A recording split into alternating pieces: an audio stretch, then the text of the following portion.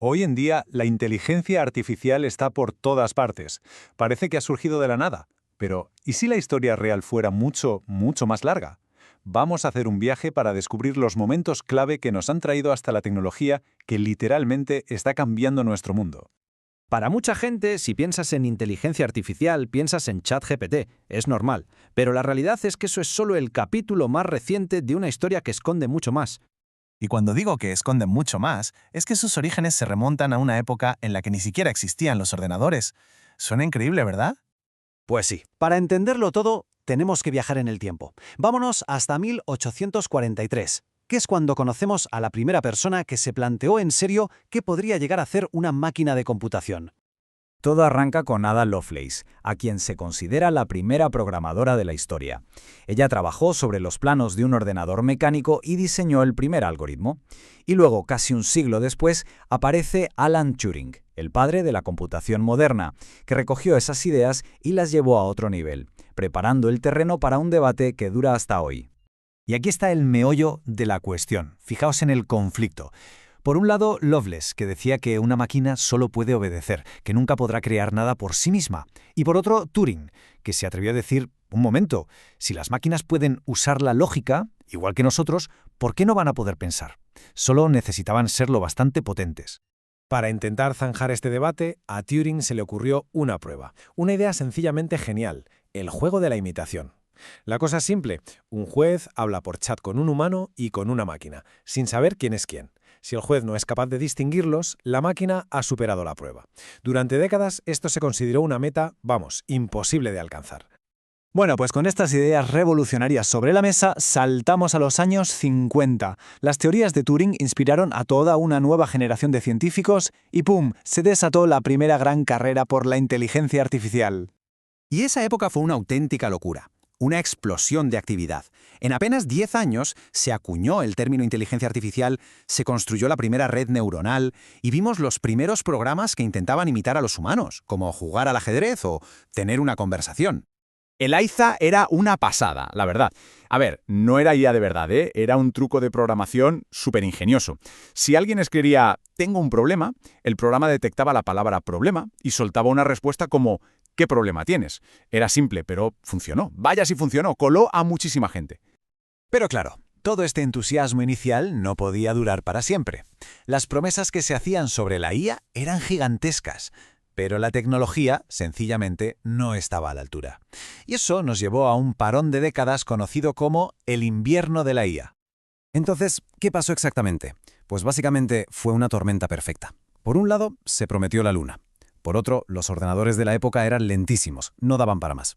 Y claro, los gobiernos y las universidades vieron que no había avances y cerraron el grifo. Se acabó el dinero y la investigación en IA se quedó congelada. Pero poco a poco las cosas empezaron a cambiar. A finales de los 90 vimos los primeros brotes verdes. La victoria de Deep Blue contra Kasparov fue más una demostración de fuerza bruta, de pura potencia de cálculo. Pero lo de Watson en Jeopardy, eso fue otra historia. Ahí sí que se vio una máquina capaz de entender los matices, las ironías y los juegos de palabras del lenguaje humano. Un verdadero punto de inflexión. El éxito de Watson lo cambió todo. De repente, la IA no era solo un experimento de laboratorio, era un negocio. Y eso, junto con la llegada de ordenadores muchísimo más potentes, preparó el terreno para el boom actual. Pero esta vez, la carrera la iban a liderar las grandes empresas. Y entonces, en 2011, Apple lanza Siri. Ese fue el auténtico pistoletazo de salida. Por primera vez, la inteligencia artificial estaba en el bolsillo de millones de personas. Esto pilló a Google totalmente por sorpresa y lo obligó a pisar el acelerador, comprando el laboratorio DeepMind en 2014 para convertirse en el líder del sector. Claro, este nuevo dominio de Google empezó a generar bastante inquietud. Entre los preocupados estaba Elon Musk. Le aterrorizaba la idea de que una sola compañía tuviera tanto poder, así que decidió mover ficha y crear una alternativa. Y así fue como, para hacerle frente a Google, se juntó con Sam Altman y fundaron OpenAI.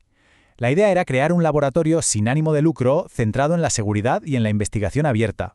Un contrapeso. Pero bueno, esa alianza no iba a durar mucho. Hubo una lucha de poder sobre el rumbo de la compañía.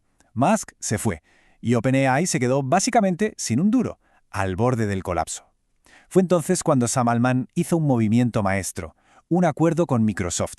Les daría acceso prioritario a su tecnología a cambio del dinero que necesitaban para sobrevivir. Y aquí es donde la historia se pone realmente interesante. Con la financiación de Microsoft bajo el brazo y una nueva arquitectura revolucionaria que, irónicamente, había desarrollado Google, OpenAI ya estaba lista para enseñar al mundo en qué había estado trabajando. La pieza clave que faltaba era esta, la arquitectura Transformer. Pensemos en ella como el cerebro que permite a la IA no solo ver palabras sueltas, sino entender el contexto de una conversación, recordar lo que se ha dicho antes y generar un texto coherente. Fue el último gran obstáculo que se superó. Y así llegamos al 30 de noviembre de 2022. OpenAI publica ChatGPT. Y bueno, el resto es historia. El mundo literalmente cambió de un día para otro. Aquello que era ciencia ficción se hizo realidad para millones de personas. El famoso test de Turing, esa meta que parecía inalcanzable, quedó destrozado. Desde aquel debate filosófico en el siglo XIX hasta una herramienta que usamos todos los días, toda esta historia nos recuerda algo muy importante. Al final, la tecnología va sobre cómo las personas decidimos usarla. Hemos recorrido todo este camino para llegar al momento actual. Y ahora, la gran pregunta ya no es solo qué puede hacer la tecnología por sí sola, sino qué vamos a hacer nosotros con ella. El próximo capítulo se está escribiendo ahora mismo.